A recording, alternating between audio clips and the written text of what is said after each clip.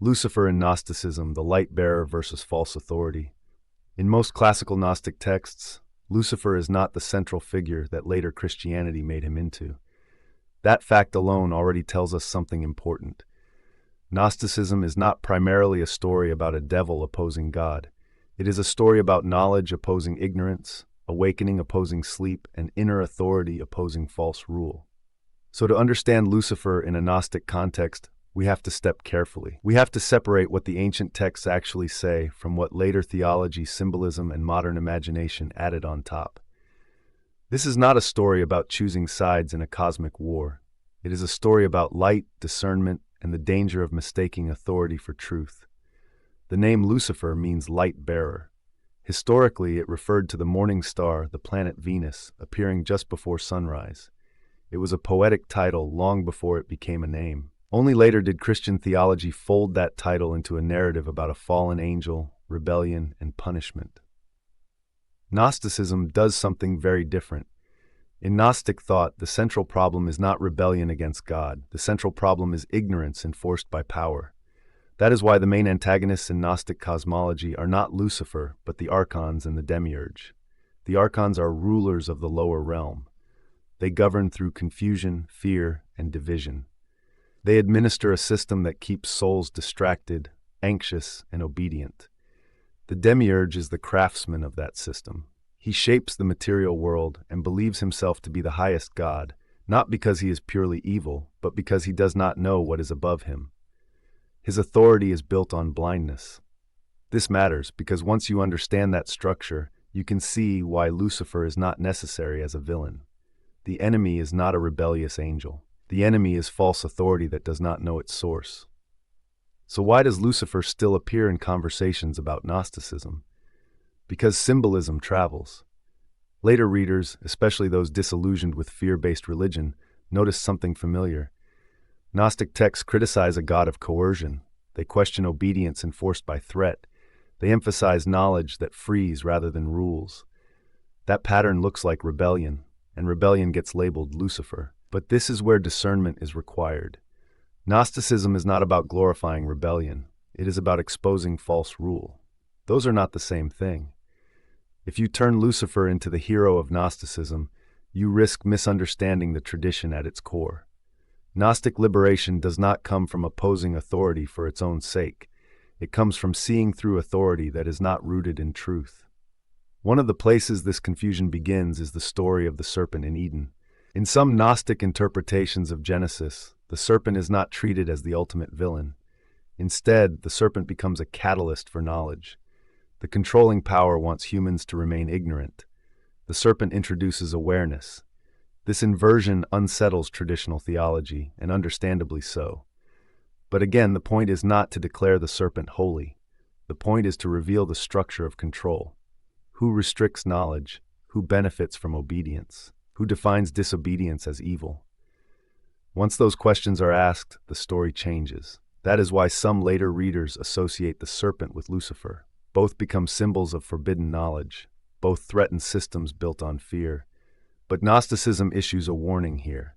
Not all light liberates. There is such a thing as false light. The Archons can appear radiant. False authority can look holy. Power can cloak itself in brilliance. This is why Gnostic texts insist again and again on discernment. Gnosis is not chasing brightness. It is recognizing truth. So if Lucifer is used symbolically in a Gnostic framework, it must be done carefully. Lucifer does not represent a new god to worship. Lucifer does not replace the One. Lucifer does not overthrow the Demiurge by force. Instead, Lucifer becomes a symbol for a moment. The moment the mind stops accepting fear as sacred. The moment obedience is questioned.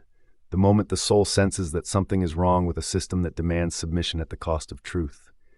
In that sense, Lucifer represents the impulse toward awakening. But impulses are not destinations. This is where many people go wrong. They stop at rebellion. They build identity around opposition. They define themselves by what they reject. They become addicted to exposing, mocking, and tearing down. And without realizing it, they recreate the same structure they were trying to escape. Authority returns, only now it wears a different mask. Gnosticism does not celebrate that. In fact, Gnostic texts repeatedly warn against arrogance born from partial knowledge. Ignorance with power is the Demiurge. Knowledge with arrogance can become the same pattern. That is the shadow of the light-bearer. Light that dazzles instead of clarifies. Insight that inflates instead of liberates. Awakening that becomes contempt. This is why Gnosticism does not give Lucifer a throne. The tradition does not ask you to choose a rebel ruler over a tyrant ruler. It asks you to wake up entirely. The true conflict is not between gods. It is between sleep and awareness, between fear and discernment, between inner authority and external control. If Lucifer has a place here, it is psychological and symbolic. Lucifer represents the refusal to call coercion holy, the refusal to worship threat, the refusal to confuse power with truth. That refusal is necessary, but it is not sufficient, because after refusal comes remembrance, and remembrance is the heart of Gnosis. Gnostic liberation is not about burning the system down. It is about seeing it clearly enough that it loses its hold. The Archons rule through confusion. The Demiurge rules through ignorance. Neither can survive sustained clarity. So the mature Gnostic path does not linger in rebellion. It moves through it. It asks harder questions. What produces freedom? What produces fear? What expands awareness? What contracts it? What makes the soul whole? This is why Lucifer, if spoken of at all, must be framed as a threshold symbol, not a destination. A spark, not a savior. A question, not an answer. The danger is mistaking the spark for the source. Gnosticism insists that the source is higher, beyond rebellion, beyond opposition, beyond reaction. The true God does not need to overthrow anything. Truth does not need violence. Light does not need domination. False authority collapses when it is seen. That is the deepest challenge Gnosticism offers. Not a new enemy to fight, but a new way of seeing. So if you hear Lucifer described as the light-bearer in a Gnostic context, hear it this way. Not as a rival god, not as a hero to follow, but as a symbol of the moment awareness breaks through fear and then goes further. Because the goal is not to stand forever in defiance.